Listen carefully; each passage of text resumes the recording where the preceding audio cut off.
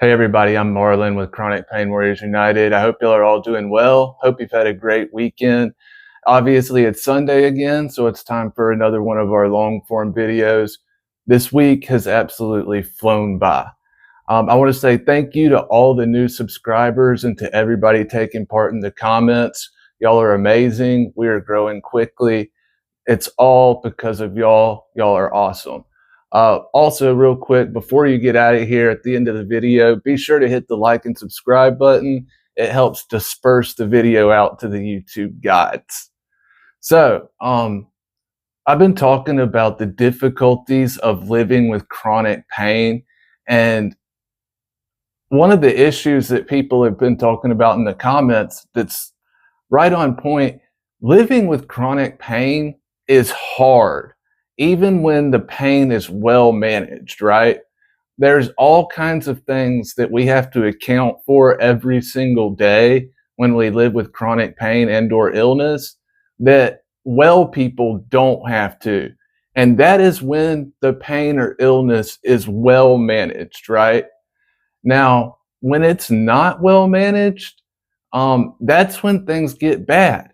And I think that the vast majority of us in the pain management system probably feel like our pain is already undertreated. I don't know many people who are happy with the level of their pain relief. Most people's pain is badly undertreated. And like I've said in other videos, that comes with a cost. But the the problems and the things we deal with when we're living with chronic pain, like um, we won't be able to work as much throughout the year as a healthy person, even when our pain is well maintained. We won't be able to do as much with our families and friends as we'd like to, even when our illness and pain is well maintained. We just aren't able to participate in life to the same degree that we did before we were diagnosed or injured or whatever came about, right? Now, all those things that we already have to deal with are hard, but the pain management system as it exists now makes all of these issues that we have to deal with that much worse. If we're already going to miss X number of days throughout the year of work due to pain or illness, even when it's well taken care of, how many more days are we going to miss when it's not well managed? And that the list of things that pain affects in our lives, every single thing on that list is affected by our pain being undertreated and by the pain management system withholding pain management from far too many people who truly need it, and treating people not like people. They dehumanize the pain management system is dehumanizing. It does not treat people like humans. It runs like a DMV system that treats you like a number that's been spit out of a machine. You go and you sit in front of a doctor for 5 minutes, and this man or woman decides what your quality of life is going to be for the foreseeable future after talking to you for just a few minutes. And it means not one whit to them one way or the other most of the time. This system makes everything we deal with that much worse. It also causes a lot more stress, anxiety, and pain in the long run, because when you increase stress and anxiety, when you increase heart rates, blood pressure, everything else, you increase pain. That's a well-known scientific fact. The higher your stress levels go, and you have chronic pain, the higher your pain levels are going to go as well, most of the time. And this pain management system creates nothing but stress, fear, and dehumanization. These doctors have far too much power over us. With just a word, they can upend our whole life and everything that we've been doing.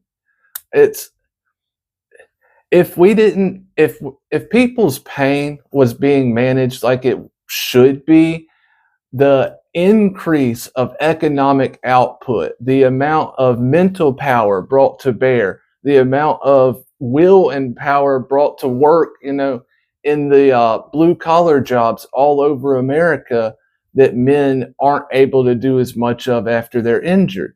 All of these things are just so much worse because the pain management system is letting down everyone really who lives with chronic pain. The only I'm not some guy who's going to sit here and hit on the wealthy or anything like that, but the only people I know of who really have access to high quality levels of management for pain and illness are the wealthy people who can access concierge medicine. But other than that, no. If you're like a normal human being out here trying to cope with pain, maintain your quality of life, sustain, your quality of life with your family, partner, loved ones, whatever, the pain management system makes that extremely difficult to do. And that's what my friend and I wanted to really, really change when we decided to launch Chronic Pain Warriors United. Far too much human capital in time and lives is being lost due to the way the pain management system treats us or doesn't treat us most of the time, or a lot of times as it can be. Like I said, in a short the other day, undertreated pain isn't just like, oh, no big deal. It steals the most precious commodity that we have, which is time.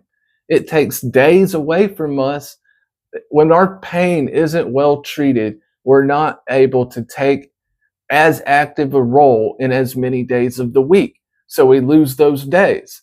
And those days over weeks turn into months. See what I'm saying? Days turn into weeks, weeks turn into months, months turn into years. And that's how I lost my 25 to 30 was basically lost to undertreated and badly managed chronic pain. And then from 30 to 35, I just turned 35 here at the beginning of April, has been putting it all back together again, like Humpty Dumpty. So people shouldn't be losing a decade of their life to pain that's not being properly treated. And y'all have left comments talking about you've lost more than decades. Some of you have lost multiple decades to pain. And that should not be happening. They are robbing us of our literal lives. And that is why reform is so important. And this system has to be broken down and start working for us, the patients who need it again. Everything about living with chronic pain and or illness, when it is well managed, is hard enough. Having a pain management system that actively tries to prevent you from accessing effective pain management is just like a slap in the face on the end of it. It's like crawling through glass to get into the system at all, or just to get in front of a doctor, really. And even then, the vast majority of the time, there's no guarantee they're going to do anything to help you. And even if they do help you, it's probably nowhere near to the extent what you need. So this system has got to be broken down. It's got to be made to work for people that need it again, so that we do not lose any more people to these problems, so that no more people have to go onto the black market or try and self-medicate with dangerous black market drugs coming across the borders. People should not have to do that. So people also should not be feeling like they have to end their own lives, which is what my co-founder did. This has all got to stop. And we have the numbers, 20 million of us living with high impact chronic pain. If we can just bring a small percentage of us together, 50 million living with chronic pain of some sort here in the country, there are a huge number of us. It just is about bringing enough of us together under one tent and uniting our voices, and we can change this system and be heard. So that's it. Thank you. Like I say at the end of every video, I know that there are people out there who know exactly what I'm talking about, who have situations that have been affected by the things I'm talking about. Please, if you have the time, leave your stories. They are truly important and special, just like you. And they're going to be very important in the pain management reform movement to show people that these things are happening to flesh and blood human beings, not some abstract person. So please leave your stories. I'm Marlon with Chronic Pain Warriors United. I really appreciate you all. You stay well and be blessed. We'll see you again next Sunday for our next long form. Cheers.